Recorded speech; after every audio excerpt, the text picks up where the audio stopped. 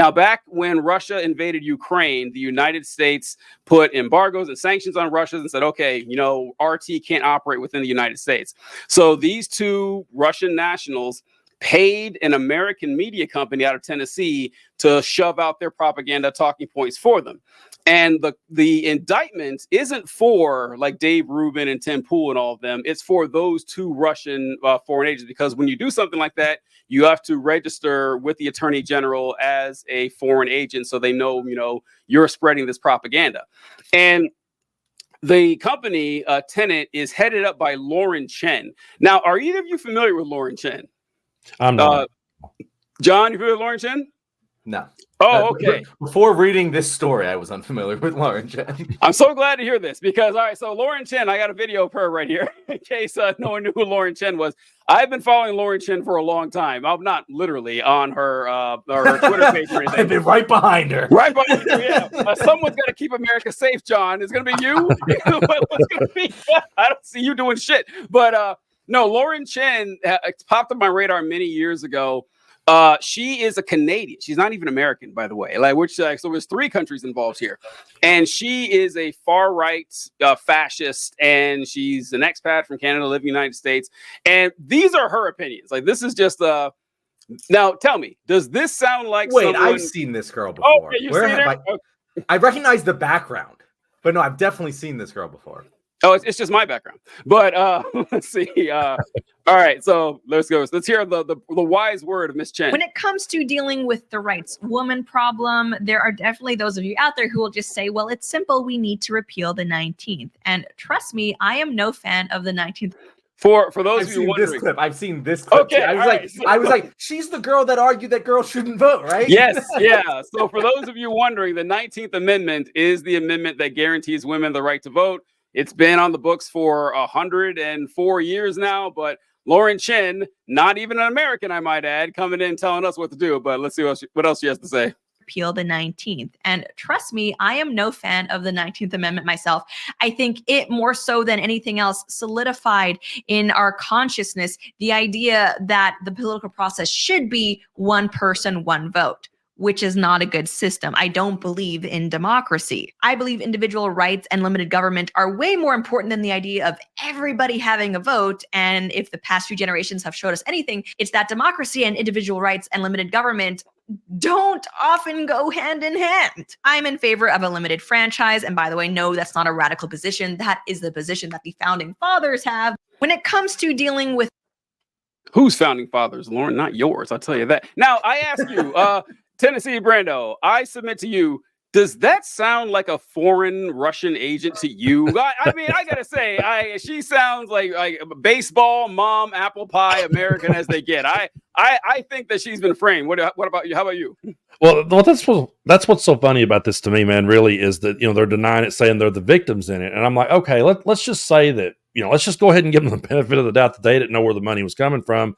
They're still echoing those talking points. So that just means that someone looked over at them and said, hey, these guys over here and gals are echoing our talking points, so let's get behind them. I mean, to hear that get said and know there's people that agrees with that. I've had people that I used to have respect for say that very thing to me. We're not a democracy, and I shouldn't have to live under it. And it's just, I believe that it caught on because of people like that.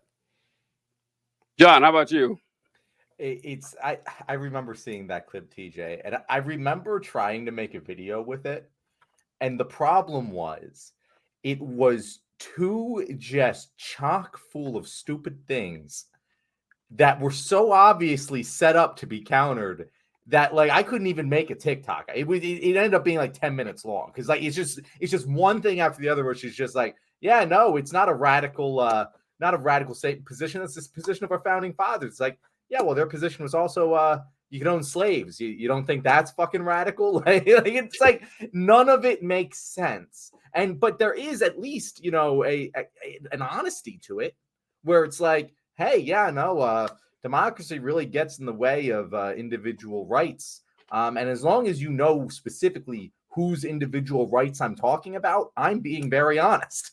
And it's like, yeah, no, you're right. It does often get in the way of the individual rights that you are specifically talking about. But you know what it doesn't get in the way of? the rights of the people whose votes you're trying to take away. It actually helps them a lot. And if you don't have it for everyone, then they aren't really individual rights, not really small government, is it? And that's kind of the point to her. To move it, I'm so glad she's a Russian op, because that makes a lot of sense. It does, yep. Moving it back to Tim Pool and the other big names that were implicated here, the Benny Johnsons, their response to this, because you're right, they weren't implicated, but their response was so fucking funny. TJ, do you have it prepped up? Oh, I can find it. Let's see how Tim Pool's statement. Yeah, I'll pull it up. I have it. Oh, you have it? Okay, all right. So I can share this. Yeah. But I removed myself instead of sharing my It's like, screen wait. It's John's turn to be visited by the three ghosts of bad Wi-Fi. All right. So Temple says, my statement regarding allegations in the DOJ indictment. Should these allegations prove true, I, as well as other personalities and commenters, were deceived and are victims. I cannot speak for anyone else at the company as to what they do or what they are instructed. The Culture War podcast was licensed by Tenet Media. It existed well before any license agreement with Tenet and will continue to exist after any such agreement expires. The only change with the agreement was that the location of the live broadcast moved to Tenet's YouTube channel, blah, blah, blah, blah, blah. Never at any point did anyone other than I have full editorial control of the show, and the contents of the show are often apolitical. Examples include discussing spirituality, dating, and video games. The show was produced in its entirety by our local team without input from any external to the company. TCW is a separate company not associated with timcast.com or other properties. It exists solely for the production of the Culture War podcast. That being said, we still do not know what is true, and these are only allegations. Putin is a scumbag. Russia sucks donkey balls. And to the journalists who wish to jump the gun, create their own narrative, or lie about anything currently going on, you can eat my ass. And it's a brilliant argument. It's hey guys, no, you got it all wrong. I wasn't paid by the Russians to promote Russian misinformation. They started paying me because I was already promoting Russian disinformation. I was not an operative. I was merely a stooge, good sir. And it's a no-win situation. You're just caught. Yeah. You're caught with your hand in the cookie jar. Whether or not you knew you were being bribed, the effect is still exactly the same. It would honestly, I'd have more respect for you, Tim, if you're like, yeah, I took their money, so what? I took some Russians' money. I still kept saying what I wanted to. They're the real losers here. That would have been, I would have had respect for him. It would have been a terrible legal thing to say. His lawyers wouldn't let him. But that would have been the right move as a poster. Yeah. So the thing with Tim Pool, so I have a copy of the indictment right here. Now, the thing with Tim Pool and Dave Rubin, who we're assuming commentator 1 and commentator 2 are in this indictment, because they list their YouTube follower counts and they kind of matched it up and they found the people who work for Tenet, and so it's definitely these two they're talking about the indictment. In the indictment, it mentions how much they were paid, and it was let me see if I can pull up here how much they were paid, but it's more than you would guess. I'll tell you that. Okay, so commentator 1, I can't remember if that's Rubin or Pool. But in exchange for a monthly fee of $400,000 plus a $100,000 signing bonus and an additional performance bonus, Commentator 1's production company agreed that any and all content created under this agreement will be property of this company. And the other one, Rubin, in exchange for a fee of $100,000 per video, Commentator 2's production company granted U.S. company a non-exclusive, non-transferable license. Could you imagine getting paid $100,000 a video or $100,000 a week for one video? That $500K in 1 month for making right-wing propaganda for Russia. Now, like what you said, John, whether you knew or not, you're not getting that money for nothing. You definitely know you're getting it to back someone up. We're not getting $100,000, TJ. That's for damn sure. Yeah, we would have a functional show with a functional production if we had that. We have a production assistant and everything that can help out with the shit. Now, what's really interesting about this is they did ask, or at least I think Tim Pool did ask, hey, what's going on here? And who's the person that is actually backing this? And of course, so Lauren Chen knew. Lauren Chen and her husband were approached directly by the Russians. Like if you read the indictment, they even refer to them as the Russians throughout the entire thing. So like they got no leg to stand on. They actually knew what was going on. But they did try to hide it from their employees. So like in the indictment, it mentions, where do we go here? Oh, I found her. Okay. Say what? Oh, no. Commenting to his own names and leveraging their existing audience for license. Falsely portraying Commentator One, a commentator to a U.S. company, was sponsored by a private investor named Eduard Grigorian. In truth and in fact, Grigorian was a fictional persona. For example, during contract negotiations, Commentator One requested that Founder One provide the profile for an article for Eduard Grigorian. In response, Founder One sent Commentator One a one-page profile provided by Founder One by another fictional persona purporting to represent Eduard Grigorian. So what they're talking about, they created this fake flyer for this guy named Eduard Grigorian and gave it to Tim Pool and Dave Rubin saying, this is your investor. It's a Western European guy with a lot of money and he likes your content. He wants to make more of this. And I got to tell you, I can't blame them for buying it. At that point, it's like, okay, well, this is the guy that has a bunch of money. Here's his name. They tried Googling him. They couldn't find him anywhere.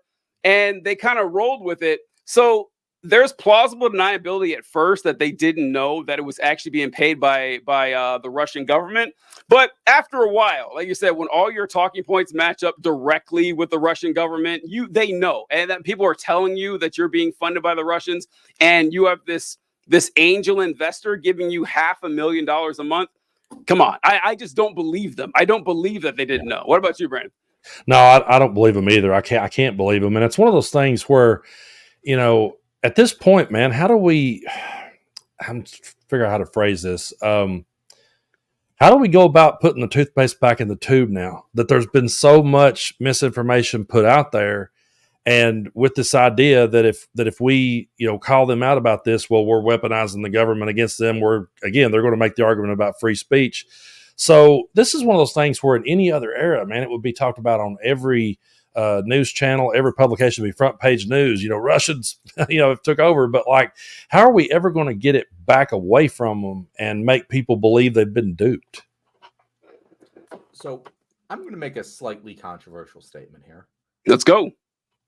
I think that there's not really a problem with this. I think that it's kind of silly. Now, when it comes to investing in political campaigns, that sort of thing, lobbying the government, foreign actors should definitely not be able to do that. But when it comes to the media, I don't know. I think that free speech is a human right. And if a Russian wants to have it, it's no different than an American one to have it. It doesn't bother me that Tim Pool was paid by the Russians. It just should be known. You know what I mean? It just should be known. People who follow Tim Pool should have to reconcile with that and understand that. But I don't think he did something morally wrong by taking the money. I don't think it's something that should be criminal. It's just he's wrong. And people should know that he's wrong. And this is evidence that, he was being paid to say this. That's why that's good indicator that it was wrong. And go ahead, TJ. Oh, so legally he didn't do anything wrong. You're right. Legally, there's the legal. Well, I mean, I guess because morally, definitely, if you're getting paid by someone, your audience should know. I don't know what the laws are behind that. But I think that you should disclose that, for journalistic integrity, hey, this is where my investor's coming from. Legally, though, like you mentioned, the Russian foreign actor that wants to have a media arm in the United States, they have to register with the Department of Defense. That's the only crime, really. If they would have just registered, then they wouldn't be under this indictment. But they did not want to because the United States would probably put the kibosh on that. They're like, no, we don't want you out there spreading the sedition against the United States military operations. That's we not, do all the time. This is constantly. This is just funny because Brandon, I don't know if you saw this last week, but Donald Trump made a short trip to Arlington National Cemetery, and he had his picture with the thumbs up over the dead Marine's body and everything. And what was wild about that is, so what he did was against federal election law. Like you can't go to Arlington National Cemetery and do a campaign spot there. And John and I were talking about how what's really twisted about this is politicians use dead soldiers for propaganda all the fucking time. They do it all the time. It's essentially a language for them to use the bodies of dead soldiers to further their interest. However, there is one small band of decency where they say, okay, look, you can't literally go to Arlington Cemetery and film a commercial over the fallen service members. Not for Donald Trump, though. Like Donald Trump, it's that the bar is that low. So it is funny whenever you do see that there actually are guardrails in our politics or in our media, that some lines you can't cross, where all you need to do as a foreign actor is register with the state. And like Russia, RT did it already. RT did it years ago until the invasion of Ukraine. But I mean, also I get it too, because they wouldn't have allowed it because they banned any Russian media. And so they would have been rejected. So that was their only way to get away with it.